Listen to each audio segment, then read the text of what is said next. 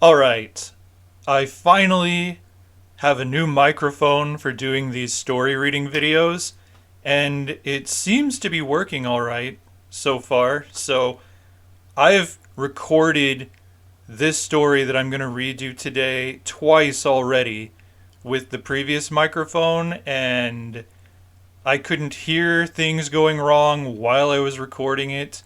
So, it was epically frustrating to record the whole thing and then not be able to salvage what I recorded. So, new microphone. Thank you, Nicholas Aston, who sent me this microphone with a note that said, "The Legends of Nod, please."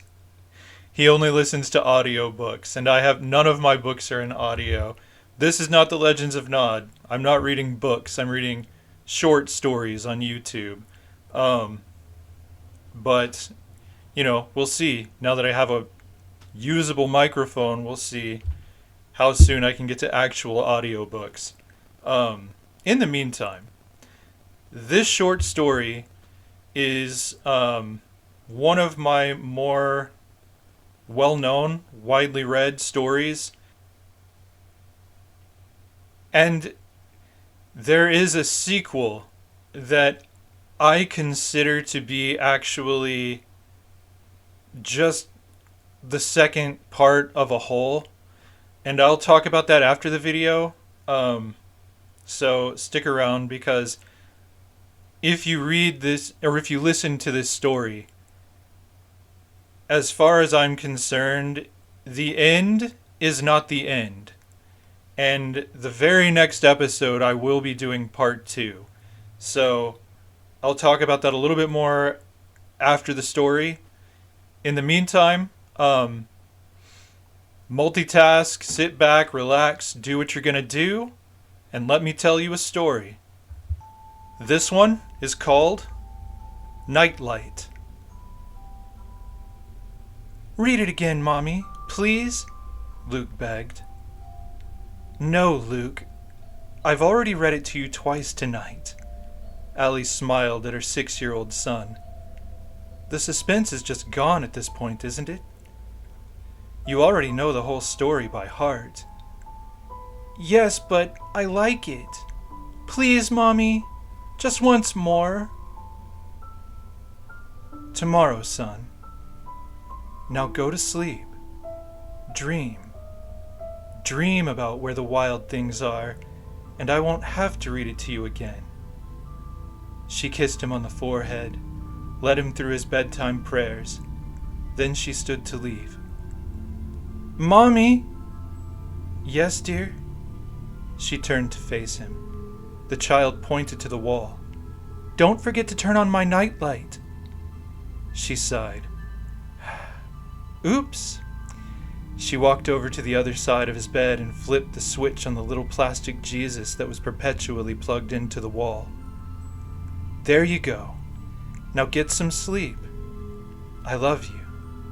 She mussed his brown hair and kissed him once more. Then she turned off the ceiling light and closed the bedroom door. The soft yellow and blue glow of the nightlight gently caressed the darkness of the room, making it not quite so harsh, especially right by Luke's bed. Luke closed his eyes, and he tried his best to fall asleep, thinking about his favorite book. Then his closet door slowly began to creak. Luke's eyes opened wide, and he sat up with a start. The door continued to creak, and he could see that it was slowly opening. Someone was in there. His heart was thudding in his chest. "Mommy!" He heard a deep, quiet laughter coming from the pitch darkness of the closet. "Mommy!" He heard the footsteps of his father in the hall. His bedroom door flew open. "Luke, what's wrong?" His father was very concerned. Luke pointed. "There's something in my closet, Daddy. Something opened the door." His father shook his head. "Luke, your mommy probably just forgot to close it before she left." He smiled reassuringly. Now get some sleep. He started to close the door. Daddy! Yes, Luke? There was somebody laughing in there. Luke's father rolled his eyes and let out a long, irritated sigh. Luke, we've been through this before. He walked into the boy's room and turned on the closet light. Look! He opened the door all the way for his son to see, and he waved around inside with his arm. No one is in the closet. No one was laughing. But Luke was on the verge of tears. He knew he hadn't imagined it. He never did. Why wouldn't anyone believe him? But what, son? Do you see anybody in the closet? Luke gave up, as he always had to do in the face of his father's unyielding logic. He shook his head slowly, trying not to cry. He knew that his father would yell at him if he started crying again. No. And if there is nobody in the closet... Luke looked down at his covers, not wanting to meet his father's triumphant glare. Then nobody could have been laughing in there. That's right. Luke looked up with his one last attempt at sleeping peacefully. Can you leave the closet light on, Daddy? Nope. That's too much light. You'll never get to sleep. He flicked off the light, and he shut the closet door tight. Now go to sleep. Remember, if you hear anything in the closet, it's just your imagination playing tricks on you. You've got your night light on. You don't have any excuses for being scared tonight. Mommy and Daddy need to get some sleep too, so don't call us again for made-up things. But or, he added sternly, I'll beat your butt to drive the point home. Now go to sleep, Tiger. I'll see you in the morning. What's wrong? Allie came into the doorway in her nightgown. He's just hearing noises again. He thought the closet door opened itself. Was it open? He looked perplexed. Well, yeah. I told him you probably just forgot to shut it. No, I shut it. She looked a little worried, but she blew it off quickly and she peeked in. Luke, honey, it's just the air conditioner. Sometimes if the door isn't closed tight enough, it can blow open. But I heard laughing, Luke, his father warned him menacingly. Allie laughed. I told you, just the air conditioner. Sometimes they make funny sounds, and it can sound like other things, but it's not. Just go to sleep now. She reached over and closed the door. Darkness surrounded little Luke, save for the gentle glow of his nightlight, and the doorknob on the closet began to jiggle. Just the air conditioner, he told himself, and he very forcefully closed his eyes, lay down, and tried to go to sleep. In the hallway, John spoke to his wife. If this keeps up, we're gonna have to do something.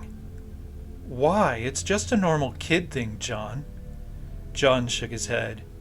This is the third time this week. And Halloween's coming up this month. You read him that book again, didn't you? Yes, he likes it. I don't think it scares him. Then why is he acting like this? Look, if he can't handle where the wild things are, then he's gonna be an absolute basket case on Halloween night. Well, there's nothing we can do about it right now, John. I've got too much else on my mind. John looked surprised. Like what? Allie smiled as she sighed, and she started walking towards their room. Work is really stressful right now. Your mother-in-law's been pestering me to come visit more often, which I don't want to do. I haven't heard from Amy Bolton since her husband left her for that prostitute in June. I don't know. It all adds up. I don't need to deal with a kid who has waking nightmares right now. She turned in the bedroom doorway. He'll be fine. I guess you're right. It probably really was just the air conditioner anyway. He paused. I didn't know Josh left Amy for a prostitute. Are you serious? Yes, dear, I told you that. No, you didn't. You told me he left her, but not for a prostitute. I would have remembered that. She laughed as he joined her in the doorway. Whatever, John. He kissed her, and for a time, they both forgot the troubles of their son. In the darkness, Luke heard what sounded like the closet door slowly creaking. Just my imagination. It's really just the air conditioner. He kept his eyes shut tightly. There was that sound, like deep, rolling laughter again. Then, something new happened. Luke! Luke! Oh no! Luke knew better than to believe that the air conditioner had just said his name in a very, very deep voice. He was scared. God, please make it go away. Even if it is just the air conditioner playing tricks on me. Open your eyes, Luke. I need to talk to you about something, said the very deep voice. This had gone far enough. Luke knew that he was not imagining things. He opened his eyes and sat up quickly. Who's there?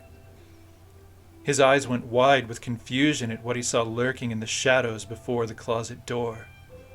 Why are you looking at me like that, Luke? Do you find me ugly? Who are you? Luke asked in terror. The thing with the deep voice was like a great blob of fat, purple and lumpy. Its pointed ears were aimed down, just below its excessively long eyebrows that went beyond the space of the creature's head. Like a cartoon character. It had stumpy, hairy legs and meaty arms, also covered in hair. Green hair. It had 2 nostrils, but no nose. Just 2 cavities where a nose should have been, had the creature been even remotely human. Its feet were webbed like a duck's. Its 4 fingers were all longer than its arms. Its 2 thumbs were exactly the length of its arms, and its eyes were blood red. No whites whatsoever, just red, with little black dots, 1 in each eye. My name is Ooga Booga. I'm a closet monster. Luke didn't care that the thing seemed cordial. He still just wanted it to go away. He thought perhaps that if he quickly dealt with whatever this Ooga Booga wanted to discuss with him, that it would leave sooner than if not. He spoke with a frightened quiver. What is it that you need to talk to me about? The thing seemed relieved not to have been ignored. Well, Luke, it's the nightlight. At this point, Luke took notice of the fact that the monster never did look directly into the light, and it kept to the shadows, never slipping into the warm glow of the little plastic Christ. You see, I'm allergic. It makes me terribly uncomfortable. It keeps me from doing the things I need to do. The monster shrugged. I was hoping maybe you would turn it off. Luke was suspicious. This was a monster, after all. Well, I can't sleep without it. What sort of things do you need to do, exactly? Ooga seemed amazed that the child didn't know a closet monster's business, and his tone made it clear. Why, I need to eat you, of course. It's what I do. I eat children in the dark. So, let's get on with it. You turn the light out, I come eat you, and you die. Then I shall move on to the next child." Luke was horrified. He started to cry silently. "No," he at last blurted out. "Please go away. I don't want to be dead. Ever." "But of course you do, Luke. It's no secret to me that all children secretly want to die. I've been eating children in the shadows for more than 100 years. Sometimes I eat them right out of their cribs. But that's not quite so much fun. I much prefer it this way, you see. A challenge." "But I don't want to die," Luke insisted weakly. Ooga feigned shock. "Why not, child? Don't you want to experience it? To know what it's like?" "No, I would miss my mommy and my daddy. I'd miss all my friends." He sniffled. "I want to stay here. Please go away now. I'm keeping the light on all night long." "I see. You'll come around, Luke." He looked up. "Is it fear, Luke? More than loss? Are you frightened of being buried in a coffin 6 feet under the earth? Are you frightened of decaying, becoming food for the worms?" Luke nodded his head, hoping it would end the creature's persistence. Ooga smiled horribly, showing long, flat, perfectly yellow teeth. "Then you've nothing to fear, for when I eat you, you'll just be gone. Nothing to bury, nothing to burn. I will bite you in half, and I will swallow your soul. Are you sure you don't want to try it tonight?" Luke simply sobbed, and he nodded his head. "Very well then. Perhaps I shall eat you tomorrow night. Do not doubt it. Sooner or later, I will eat you, Luke. I think that you'll be happier that way. Good night." Ooga Booga waddled squishily back into the closet, and he closed the door behind him. Luke dared not shut his eyes again all night. He dared not even blink. He dared not look away from the shadowy closet door. Luke looked sick when Allie met him outside after school the next day. Allie knelt down and took his little hands in her own. "What's wrong, Luke? You don't look so good." She instinctively put a hand to the child's forehead. "Nothing, Mom. I'm just sleepy. I want to take a nap." He hesitated. "On the couch." Allie giggled at that. "You can take a nap, but you'll have to do it in your own bed. And not for more than half an hour, or you'll be up all night. I'll make you some hot chocolate, too. Does that sound good?" Luke nodded his head groggily. "Mrs. Anderson?"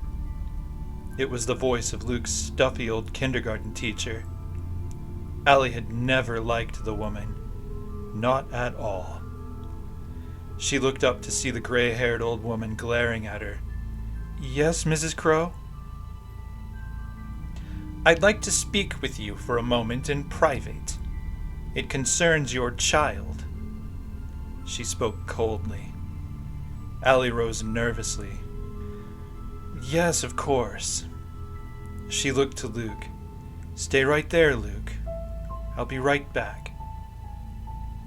She and the old teacher walked several feet away so that Luke could not hear them but was still in sight.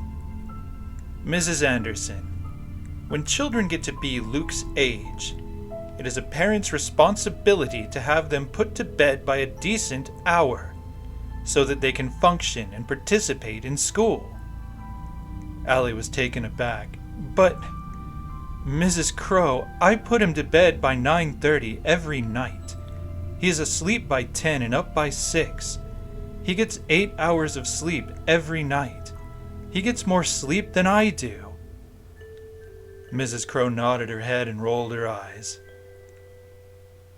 Mrs. Anderson, it is clear to me that Luke is most certainly not getting enough sleep at night. Allie was angry, but she bit her tongue for Luke's sake. She hated Mrs. Crow. The nerve of the old bat to accuse her of being a bad mother. How long was it going to take for Mrs. Crow to die anyway? The woman had to be a good 900 years old. Well, Allie said with forced sweetness, I can assure you that he is. The boy fell asleep in class 3 times today. I had to go clap my hands by his ears to keep him awake countless times more than that.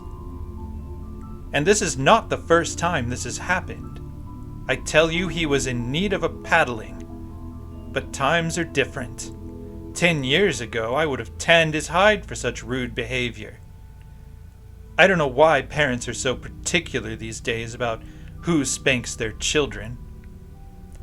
Mrs. Crow smiled wickedly, with a fond recollection. My paddle used to be a legend in the halls of this school. She giggled like a girl.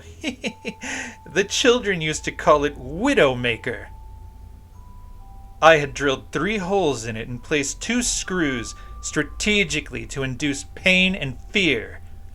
In those days, Mrs. Anderson, no child would have dared to fall asleep in my class.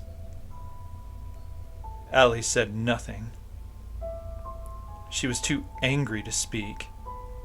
She wanted to strangle this woman. She wanted to snap the woman's veiny, wrinkled neck.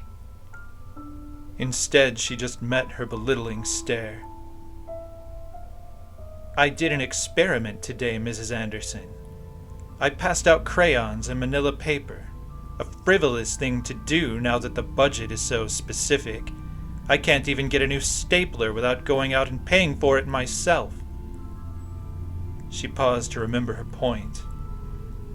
But I stray from the point. The point is, I told the children to draw themselves in their rooms at home. None were so revealing as what your son drew. Allie had no idea what this woman could possibly be implying. What did he draw?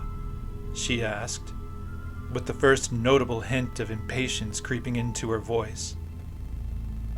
At that moment, Allie noticed that Mrs. Crow had been holding a rolled-up piece of manila paper in her withered claw of a hand.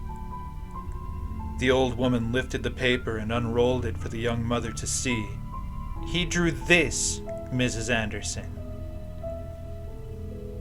Allie wanted to laugh out loud. The picture her son had drawn was such a hilarious thing. She was proud that her son had such a wonderful imagination. She shook her head with a smile. What's so bad about that? She asked with growing insolence. Mrs. Crow looked at Allie as though she were regarding an utter buffoon. It's a monster, Mrs. Anderson. A monster coming out of his closet. And there, she pointed to the bed, is your son sitting up in fear, not sleeping. No, Allie shook her head. You see, I read to him every night before he goes to bed. His favorite is Where the Wild Things Are. He's just drawing a wild thing. That's all. He's drawing something from his favorite bedtime story. Mrs. Anderson, you would be surprised at the things which frighten children. Motherhood bears with it the responsibility of anticipating these things. This book is frightening Luke. I suggest you read him something else. She handed the paper to Luke's mother.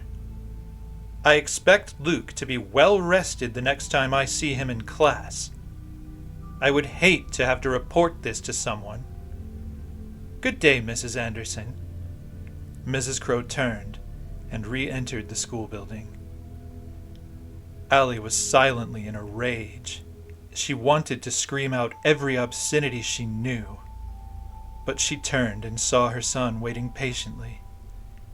So sleepy. She would hold her tongue until Luke couldn't hear. She couldn't wait for the day to end so that she could tell John just how much she hated Mrs. Crow and why. And she could say it in exactly the words she wanted to. After Luke was in bed and sleeping, she walked over to Luke, pitying the lad for having to put up with that old crone every weekday. She held out her hand, and he took it. Ready to go home, drink some hot chocolate, and take a nap? On the couch? Luke nodded his head, too tired for words. Allie released a melodramatic sigh of relief. I can't do this every night. I won't. It's just too inconvenient. John kissed her on the forehead as she slowly closed Luke's bedroom door. Those lullabies almost put me to sleep. How'd they do on him? He's out like a drunk. I thought he'd never stop whimpering. What was he whimpering for? Well, I hate to think that his evil bitch of a teacher was right, but there has to be some explanation for his behavior in class. I didn't read him his favorite tonight. John looked amused. Really? What did you read him instead? Goodnight Moon? Well, there's a contrast for you. He chuckled quietly. I just hope this does the trick. I don't have the patience for this. John shook his head. Neither do I. I won't be the father of a coward. I'm concerned about the nightlight. I think he might be getting up and playing after we leave him. Besides, even if he's not, it's not good to encourage his fear of the dark. He's got to get over it sometime. I know, John, but let's worry about that later. I've got to get some sleep. She took his hand and he easily allowed himself to be led down the hall to their own room. Luke! The boy was jolted from sleep. He sat up, his heart beating fiercely in his chest, and looked to the side of his bed. Relief flooded his whole being when he saw Jesus glowing warmly, keeping all closet monsters at bay for another night. Fear stabbed him like a needle again, however, when he noticed the shadowy purple figure cowering in the shadows beside his closet door. Luke, I want to play with you. Please turn out the light, just for tonight. But, Luke protested, if I turn out the light, you'll eat me. Ooga shrugged. Well, yes, but it would only take tonight. He grinned repulsively, and his left eye slowly rolled out of its socket, hanging by veins. Luke started to cry, holding blankets to his face, but never looking away from the terrible monstrosity before him. Oh! Ooga made an embarrassed gesture as he pushed his massive eyeball back into place. Excuse me. That happens sometimes when I'm feeling punchy. The closet monster then extended his fat purple tongue and licked all over his own face. Go away, Luke managed to say between terrified sobs. I'm keeping my light on. Ooga frowned at this. I'm going to eat you, Luke. I've never been turned away from a tasty little meal like you. Never. You'll enjoy it, I think. Death. You will melt in my mouth like candy. It will be so delicious for us both. Yes. Ooga Booga smacked his fat and hungry lips. I want to snap you in two with my teeth, Luke. I love little boys like you. Luke could not contain his tears, but he was too afraid to make much sound. He just wanted the monster to go away. He prayed as hard as he knew how. Ooga looked to the nightlight, then quickly turned away and looked to the child cowering in bed. Your parents, the monster ventured, are interesting people. Your mother is very pleased with herself, very interested in herself. Why, you're lucky she bothered to sing you to sleep even this once. The word inconvenience should never make decisions for mothers. They lose children that way.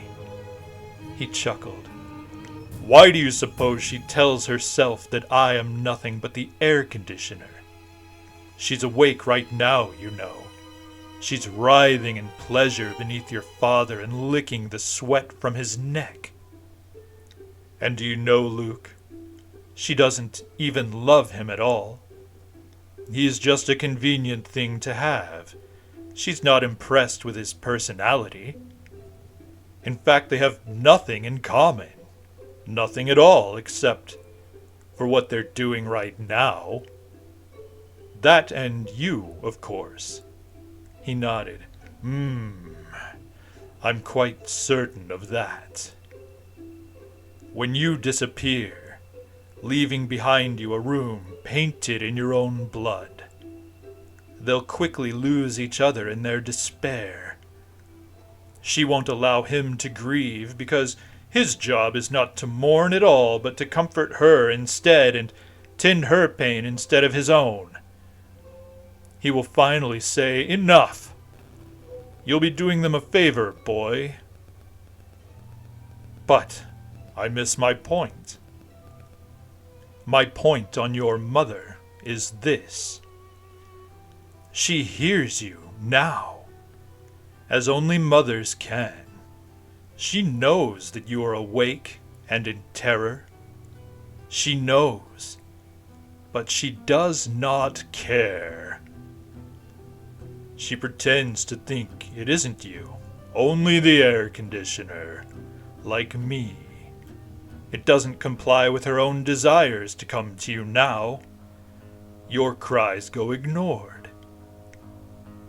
I have to change that.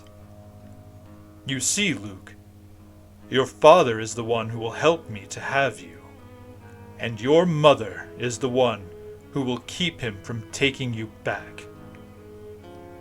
I have it all planned out. Your father believes that your nightlight is a problem. He thinks you stay up and play. And so I shall prove him right, my sweet morsel. I shall play with you tonight, and we shall laugh the night away. And when your father comes in to grant me sweet darkness, I'll first eat your legs, then I'll swallow your screams. Oh, Ooga closed his eyes and shuddered pleasurably with the thought. Those inebriating screams. Luke was speechless, his mind locked in prayer, just as his eyes, wet and red with tears, remained locked on this monster Ooga Booga. So how shall we play? I know. I shall amuse you with my funny side, my deft wit, my amazing feats. You will laugh at me, Luke. You will laugh until you stop. Suddenly a unicycle appeared beneath the creature, and he was sitting atop. A pink tutu materialized at his waist, and he began to sing Have You Seen the Ghost of John?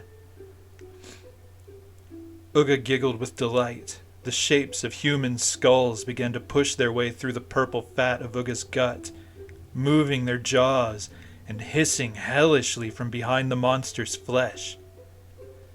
Ouch! Ooga screamed. There's something in my ear! He waited, with a long finger in his ear.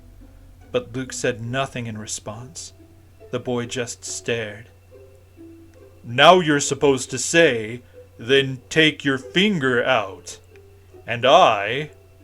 Ooga flicked his finger out of his ear and sent a severed human thumb flying across the room to splat on the wall by Luke's bed and fall horribly to the floor. Do!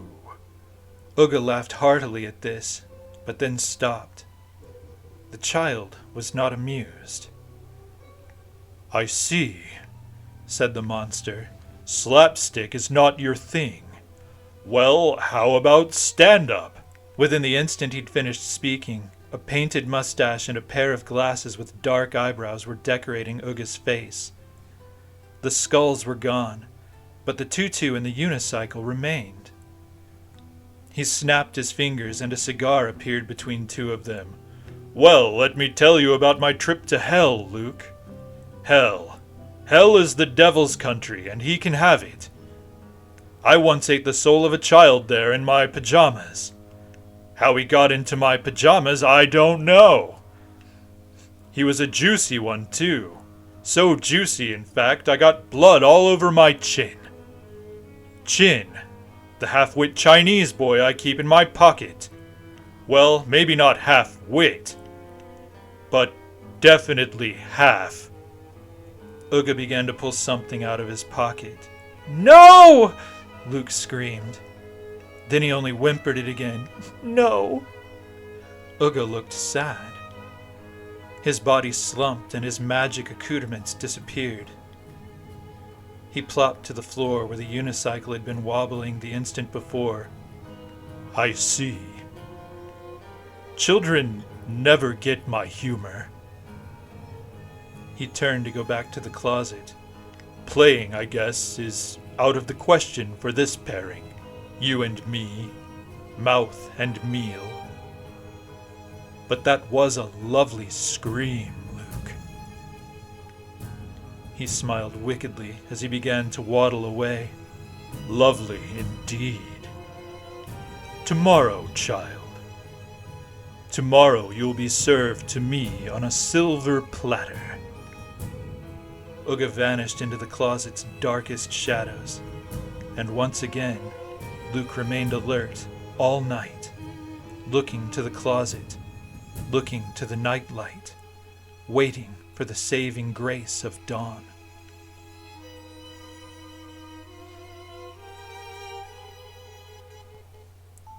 The following night was a miserable one for Luke.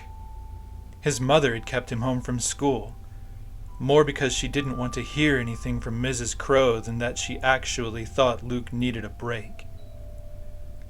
Luke had watched her drive away, and then he had waited for her to get home all day. He had waited on the front porch, facing the house, so that nothing could sneak up on him from the front door. Luke hadn't wanted to stay home. He would rather have been subjected to the cold discipline of Mrs. Crow. When his mother did get home, Luke told her everything, and she had forbidden him to watch Scooby-Doo ever again. Luke had wished all day for his mother's compassion, and instead, he had triggered her fiercest irritation. Luke was more deeply saddened than he could ever recall having been as he lay in bed, waiting for his father to leave him.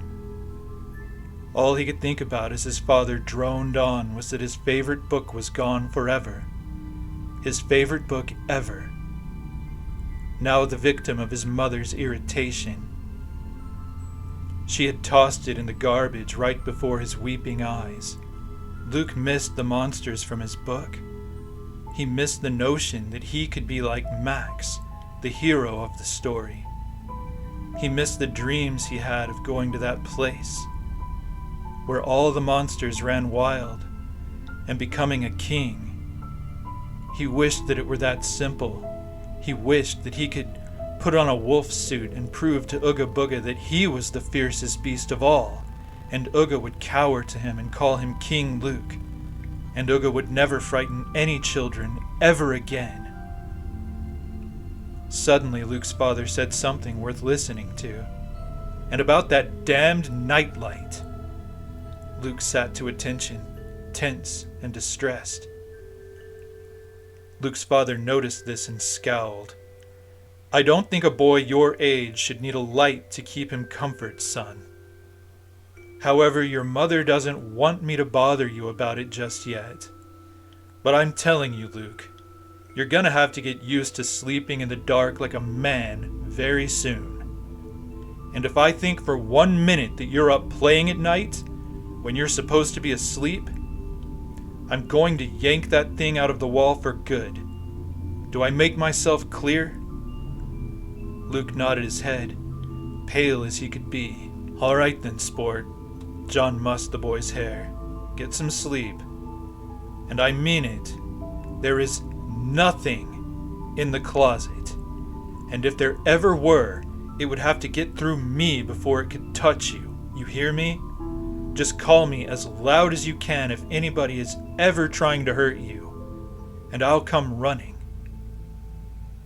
Luke's father stood up, walked over to close the closet door good and tight, and left Luke to his sleeping. Luke began to pray the instant his bedroom door was shut. Half an hour passed, and Luke was wide awake still, afraid to move, afraid to remind the monster that he was there, when suddenly the closet began its slow creaking, and a low laughter filled the shadows all around. "I'm tired of this game, Luke. You haven't been any fun at all. I can't make you laugh, but I can make you..." Silence. Had the monster gone away? Luke had to know. He couldn't sleep anyway. He sat up slowly and peeked into the shadows. Ooga sat there as always, and he smiled when he met Luke's gaze. "Scream!" Ooga Booga's eyes shot out of their sockets and wiggled around in the air at the ends of long tendons. Blood poured out from his mouth along with the half-digested body parts of several other children. Ooga reached down and picked up a handful of something Luke couldn't identify in the shadows, and he flung it all at Luke.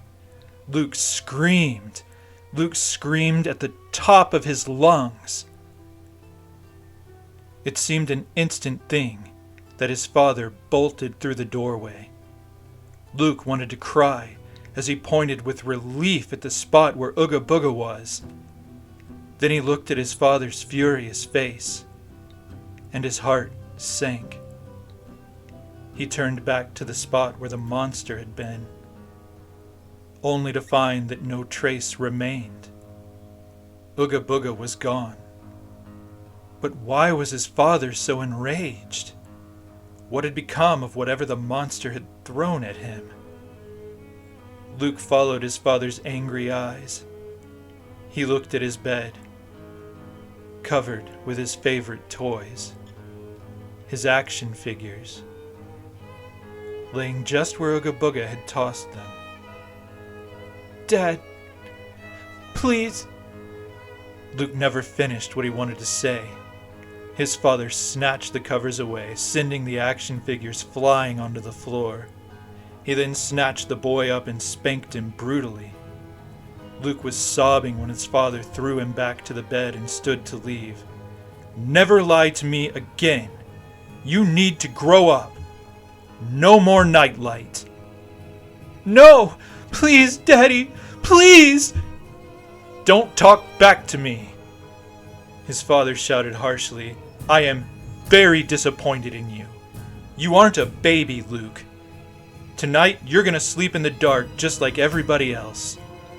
He went over and yanked the nightlight out of the wall. "Never again, Luke. Don't even ask for it. This piece of shit is going in the garbage with that damned book of yours."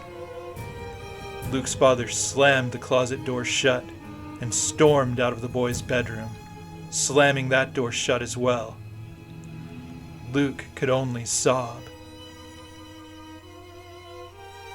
When his eyes at last adjusted to the dark, Luke looked over to the closet door. It remained closed. He looked over to the bedroom door, then back to the closet. He considered an escape. I'm not in the closet, Luke. I'm under the bed. Don't go anywhere. Luke sat frozen. He was too frightened even to pray.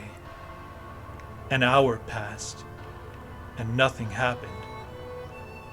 Luke's father started to snore. Are you ready, Luke? Go away! I hate you! Luke's tears had run dry. Such silly things you say, my chewy tidbit. The monster popped up right beside Luke's bed and smiled hellishly. Mommy! A rubbery hand covered Luke's mouth, and he could scream no more. Why did I choose you, Luke? Don't you wonder that? Luke was hardly listening as he squirmed frantically. Ooga grabbed his torso with his other hand and began to lift him out of his bed. Some mommies are deaf to the cries of inconvenience, Luke. Their children generally make the loveliest meals. Yes, Luke squirmed and squealed as Ooga Booga lifted him up over his monstrous head and then lowered him slowly into his mouth. When Luke was about halfway down, he felt Ooga's cold yellow teeth on his skin. There was a pressure and a crunch as the monster bit Luke in half. Everything suddenly looked so much brighter. And there was strangely no pain, no feeling at all. Luke caught a glance at all the blood on Ooga Booga's face, just before the rest of him slid down the monster's gullet. He let out one final scream, just before the creature's mouth closed, and all hope was swallowed, as was Luke, by the eternal blackness of death. Luke's mother sat up in bed, distinctly having heard a struggle. Distinctly having heard Luke calling her name. It could wait until morning. Allie was tired, and she deserved to sleep. It could wait. It probably hadn't really been a call for help anyway. She snuggled up next to the warmth of her sleeping husband, and she mumbled quietly, "Just the air conditioner."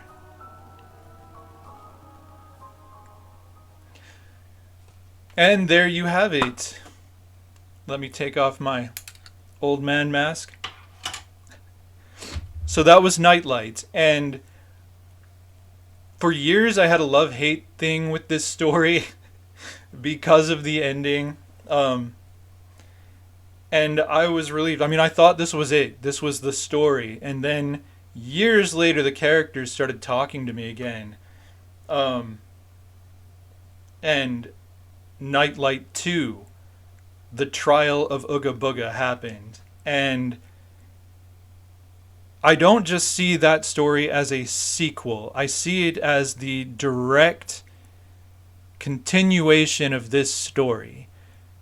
If you did not like the ending of this story, please check back in when I post my next story video and listen to Nightlight 2. Because to me, at least when I wrote it, Nightlight 2 was the real story. And now I've written Nightlight 3. It won't be published for a couple of years, but now I think that Nightlight 3 is the real story, but it's one big thing. So that is my plea to you as the author of this story is please, whether you liked this story or not, come back for Nightlight 2 and let me finish the story, at least until Nightlight 3 comes out. Anyway, that's it for now. I hope this recorded without any glitches, because I don't want to record it again anytime soon.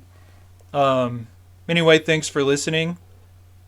If you would like to share this story with others outside of YouTube, it's available as a Kindle ebook on Amazon.com. You can also read it for free. Most of my short fiction is now in PDF format for free on my website, glensladeclarkjr.com. There's also a print edition you can buy directly from glensladeclarkjr.com. So if you want to share it, or if you just want to hold and cherish it, you have many options. If you like these storytime videos or any of the other weird stuff I do on this channel, please subscribe below. And next time I do a story video, it's going to be Nightlight 2, The Trial of Ooga Booga. Until then, if you hear something creepy in your house, it's just the air conditioner.